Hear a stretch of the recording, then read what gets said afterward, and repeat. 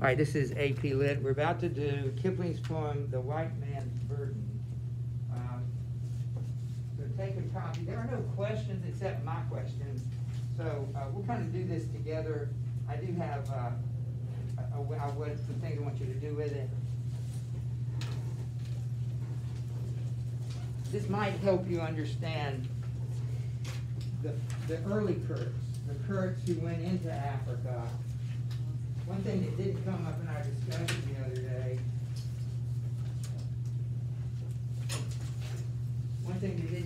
was, do you remember Kurtz's, I don't know that we've gotten there, but Kurtz wrote a treatise, a paper, an essay, whatever, about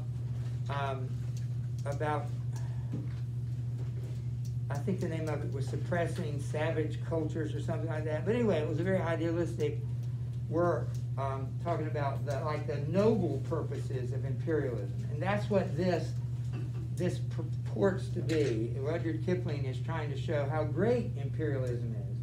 It's not what we see in Heart of Darkness or what we can just imagine is the ugly truth behind imperialism.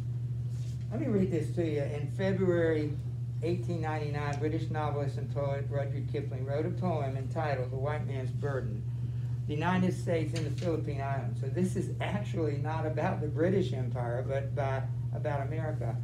In this poem, Kipling urged the U.S. to take the burden of empire, as had Britain and other European nations.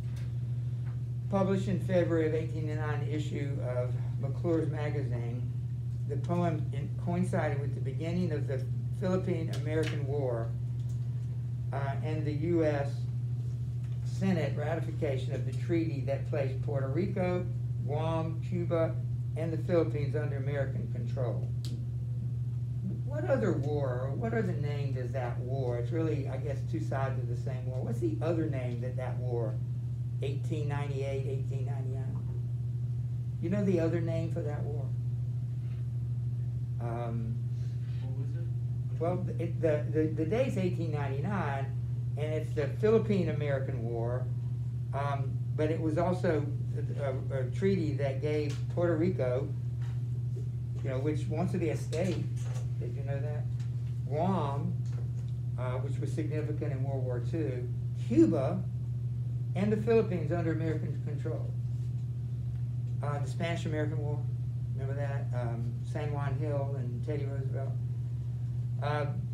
Theodore Roosevelt, soon to become vice president and then president, copied the poem and sent it to his friend, Senator Henry Cabot Lodge, commenting that it is rather poor poetry, but good sense from the expansion point of view.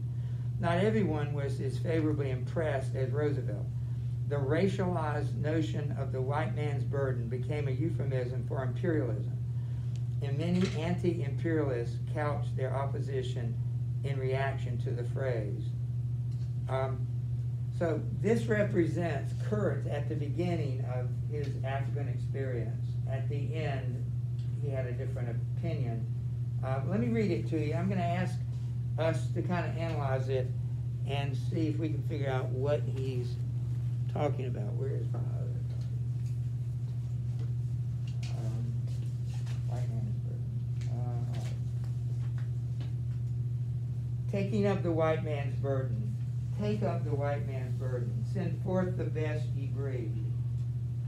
Go send your sons to exile to serve your captives' needs, to wait in heavy harness on fluttered folk and wild. Your new caught sullen peoples, half devil and half child.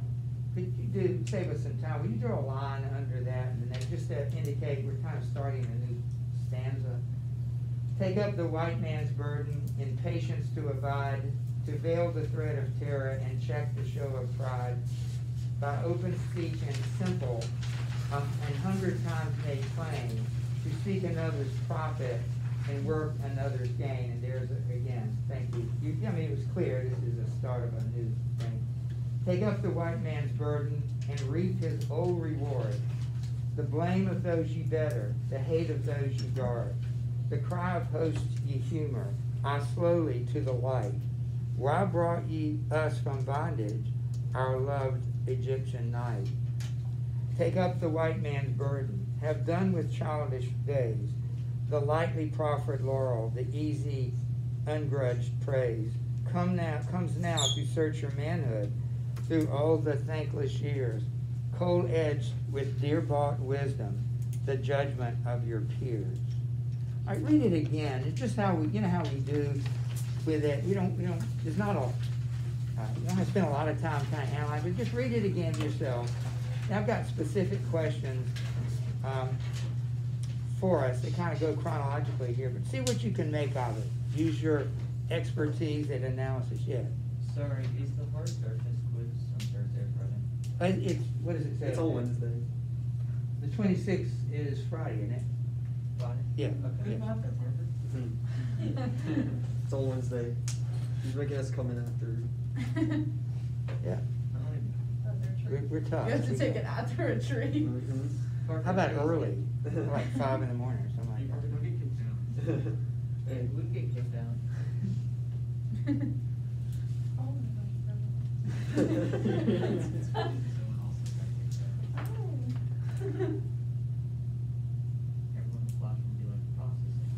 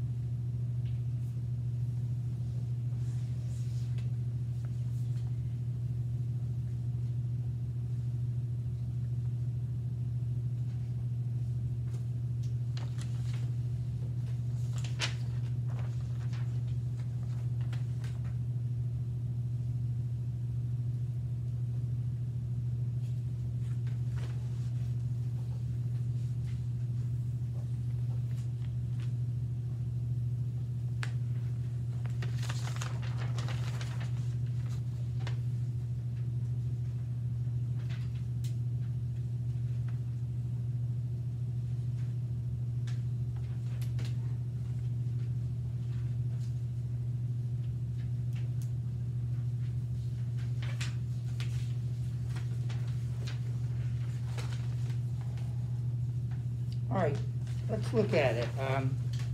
I've got I didn't type these out, so maybe if you wanna write them down, these are the questions that I'd like you to, we'll do it one at a time together. From the beginning, what is at least the implied, sometimes direct opinion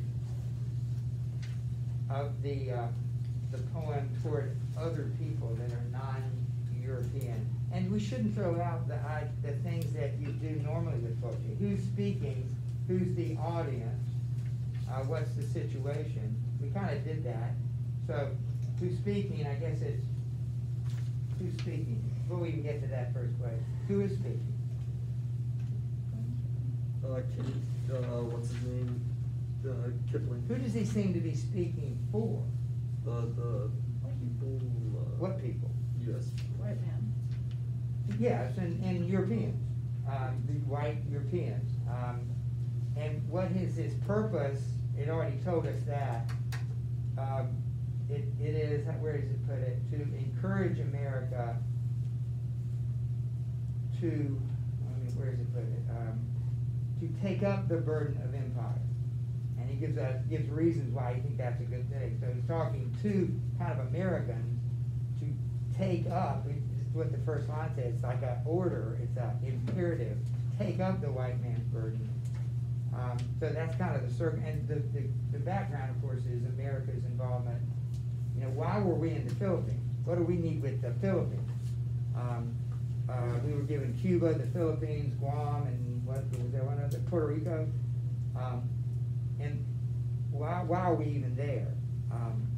So let's go back. What is the poem's opinion of other people?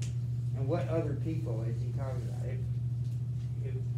It's from the perspective of the white European. What are the other people? Yeah.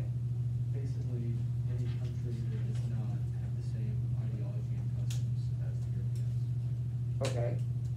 And the opinion of those people, is it high or is it low? Low. It's low and very demeaning. You can tell through the language that he uses.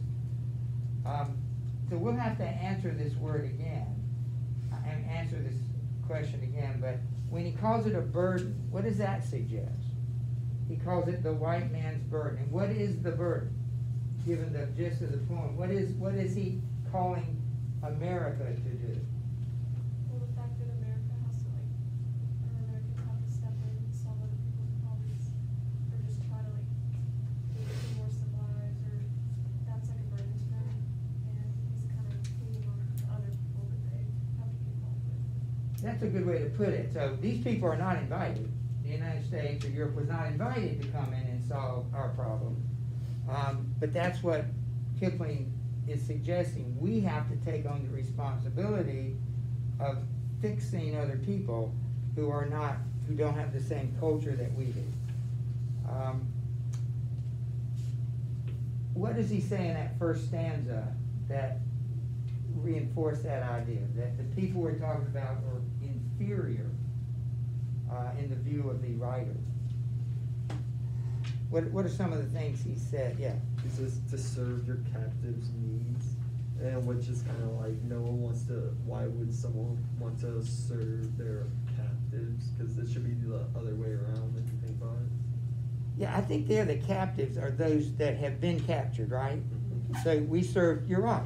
So it should be the captive that serves No. the Right. conqueror. Yeah, the conqueror. I see what you mean. Yeah, and to put it that way is that we're actually serving the needs of those that we've captured by capturing them. Go ahead. Were you asking for adjectives on the people? Yeah, just words that are not favorable or not complimentary, that are definitely insulting. He says, your new sullen people's half devil and half child, Right. saying they're not even fully human. Right. And they're sullen, you know, like they don't want to be caught. That's surprising. Why wouldn't you want to be caught, right? But you can tell the angle that he's taking by saying it's a burden or responsibility, and go send your sons to do this job, to serve and to wait. And as Parker said, he makes it seem like we're doing them a favor we're serving them, and we're waiting on them. What appears to be, and what little you know, and I'm way ahead because of, I wish she had been able to, I wish we had worked out that we were at the same point. But you will know more about imperialism. Do you have any idea what is the purpose of one country dominating another country, usually? What do you think the motive behind that is? Power. Okay, and what is the purpose of exercising that power over someone? What would this country get out of it? Or someone who's like has the same views, like to make them. Right, believe what you Yeah. believe, yes. Money. What do you mean money? Well, I mean, like, you have another piece of land that you could grow crops on. Okay. Exactly, there's some Yeah, material yeah, benefit. You know, like resources and labor. Right, let's say take Africa, since our book is located in Africa. What are the resources in Africa, what you know about Africa? And not every place in Africa, I mean, it's got deserts up here, it's got jungles here. You know, it's got all sorts of different kinds of terrain and weather. What does Africa have that we would want? What do you know about anything about Africa? I don't know that much about like what's in the ground. Yeah. Ivory. Good point. And to go along with that, diamonds in South Africa, right? Is South Africa known for diamonds? Did you know that? Yes. And here we are talking at a time when oil began, because the Navy at the time is now a steam Navy, not a sail Navy. They're not sailing ships anymore, they're powered by steam, which eventually, at first was, you know, they used coal, they used other things. Eventually it would turn to petroleum. Anything else in Africa? You got oil, you got War. diamonds, you got what? War, kind of. War, because you're like people fighting against each other. War. Like tribes. Not war, but like kind of. W-A-R. Yeah. Take, what are you saying? Well, like how there's like tribes or like kind of different cultures So fighting. why would that induce us to go there and, Oh, for us to go there? I thought you were just asking what's there. okay, I got you. That's all I heard. Yeah, a little. There's a lot of like, Hang on. a lot of like temples or ancient ruins, and a lot of people thought they could find the treasure underneath it. Or, Right. And what about, now, I know very little about, I know something about Christian missionaries in Africa. And Owen's sister did one of the best, she did one of the best Schaefer papers. A lot of people remember because it was a speech. And she did it on missionaries. And the speech was about the proper, what she considered the proper way to evangelize another country. Do you know anything about this, Owen? You remember anything about this? I was a wee little child. The answer is no. Well, listen and learn. But I don't remember the name of it. There's a name for it. But she advocated when you go into a country missionary, you're not trying to change the culture. You're trying to win them to Christ. So you actually learn about the culture. You adopt the culture. Obviously, things that aren't Christian you wouldn't adopt. It's like if there's child sacrifice or cannibalism, like in Peace Trial. But otherwise, you honor the culture, but you try to attack. You try to find ways in which the gospel applies to that culture. Remember the redemptive analogies that Don Richardson used. Trying to, like the Peace Trial itself was an example of the gift of God's own Son. You know, so they didn't have to superimpose that idea onto their culture. It was already a part of their culture. They just had to explain it to them. Listen, this has already been done. Second stanza. What good things, look at the second stanza, what good things does this burden do for us? Like, again, notice the approach. We're doing them a favor by conquering them and stealing their ivory. But that's not part of the poem. We're doing them a good favor by civilizing them. Well, what good does it do us? I don't know if this means what I'm thinking, but and check the show of pride. In us.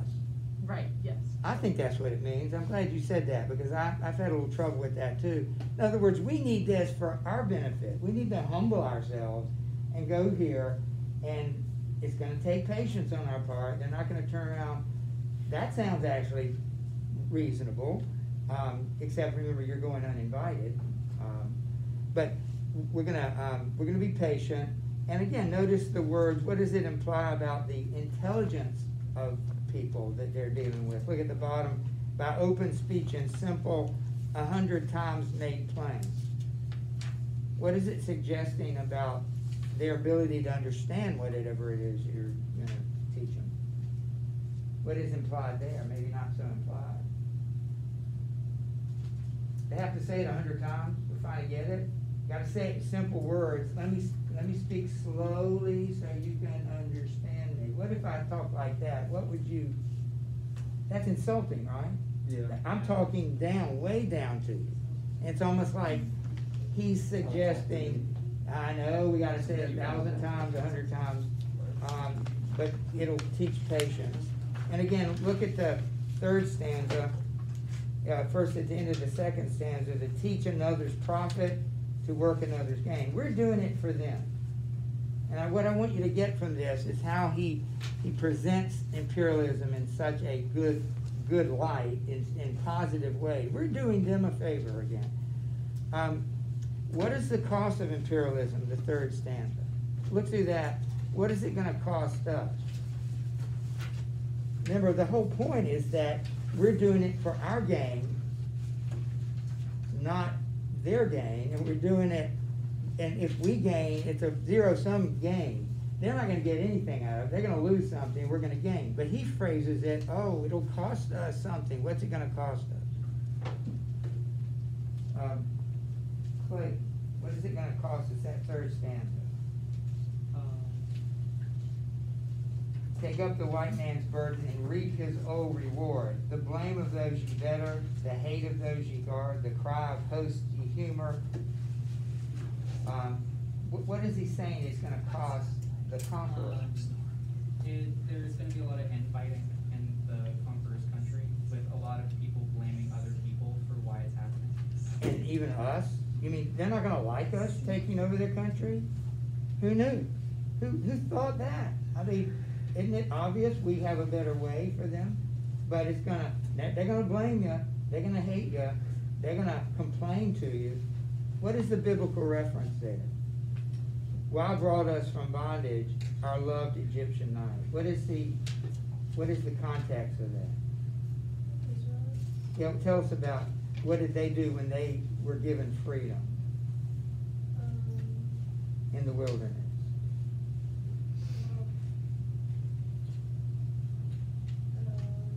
They tried to get to the promised land. I don't know. Yeah, but what kind of attitude did they have? Like complain like the whole way there. They complain, they grumble, they complain. Let's go back to Egypt. At least they have graves in Egypt. There are not enough graves in the wilderness.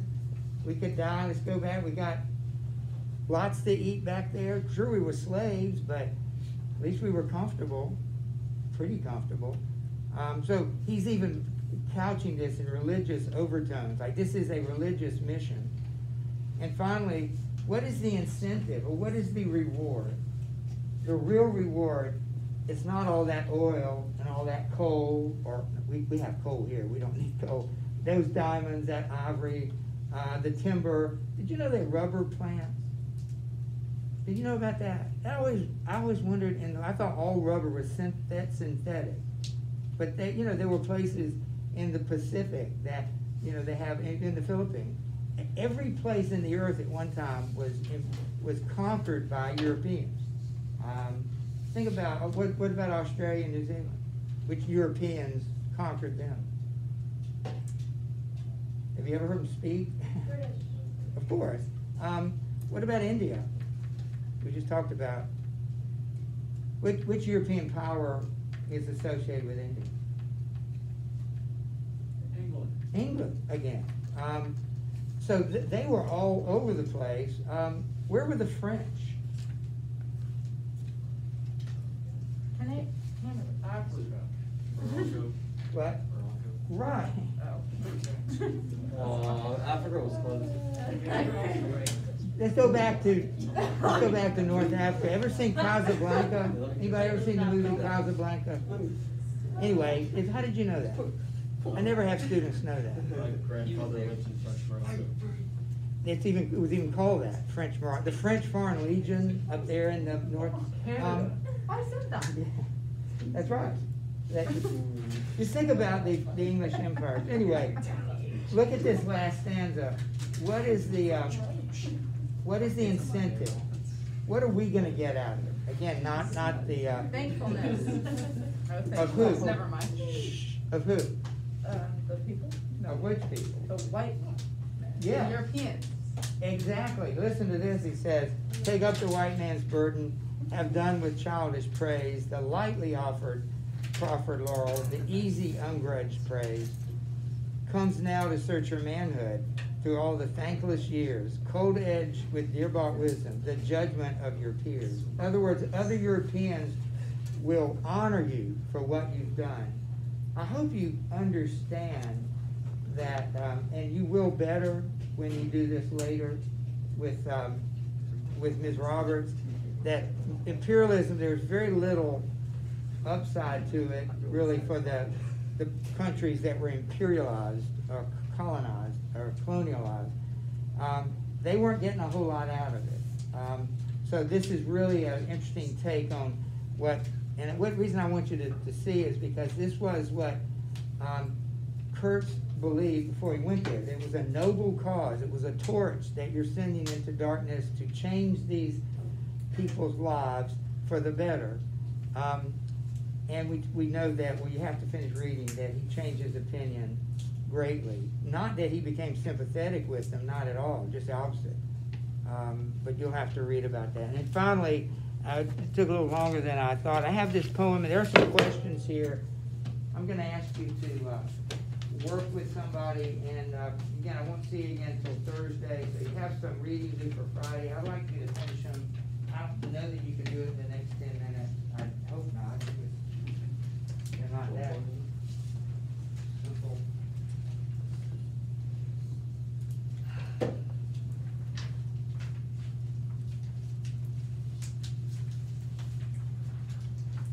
And notice the subtitle. Look at you.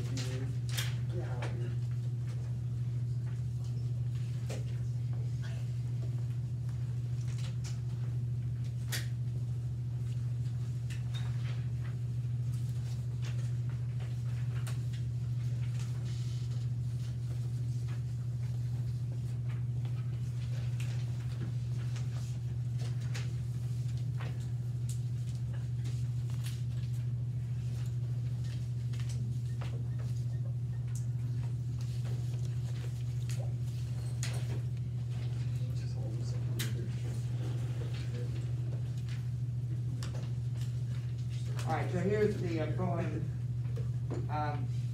The Hollow Men, and I'm going to read it to you. It always blows my mind every time I read it. You'll see why. There are some questions. I want you to answer them for Thursday.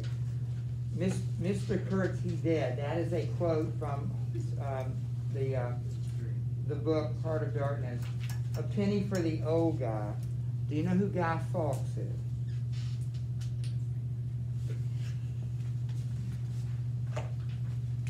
These are a lot of.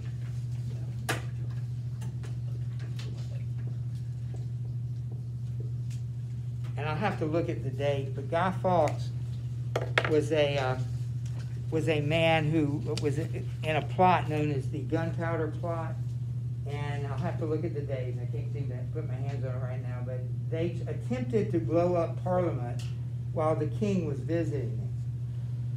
But he was discovered. He was found, and he was tortured, revealed the names of his compatriots, and they were all killed. The British celebrate that every day by creating effigies of Guy Fawkes and burning them. And He's always a hollow man. It's a straw man, you know, it's like a papier-mâché type effigy. And so, for some reason, I don't know why this is involved, the children would give, you know, it would like collect or give pennies. I'll give you a little better background, but we know who Mr. Kurtz is, and Guy Fawkes. Let me read it. We are the hollow men, we are the stuffed men, leaning together, headpiece filled with straw. Alas, our dried voices, when we whisper together, are quiet and meaningless, as wind in dry grass, or rats' feet over broken glass in our dry cellar. Shape without form, shade without color, paralyzed force, gesture without motion. Those who have crossed with direct eyes to death's other kingdom remember us, if at all, not as lost, violent souls, but only as the hollow men, the stuffed men. Eyes I dare not meet in dreams, in death's dream kingdom, these do not appear. There the smiles are sunlit on a broken column. There is a tree swinging and voices in the wind singing, more distant and more solemn than a fading star. Let me be no nearer in death's dream kingdom. Let me also wear such deliberate disguises, rat's coat, crow's skin, cross stage, in a field behaving as the wind behaves, no nearer. Not that final meeting in the twilight kingdom. This is the dead land. This is cactus land. Here the stone images are raised.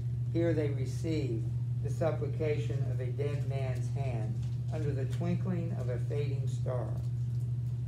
Is it like this in death's other kingdom? Waking alone at the hour when we are trembling with tenderness, lips that would kiss form prayers to broken stone.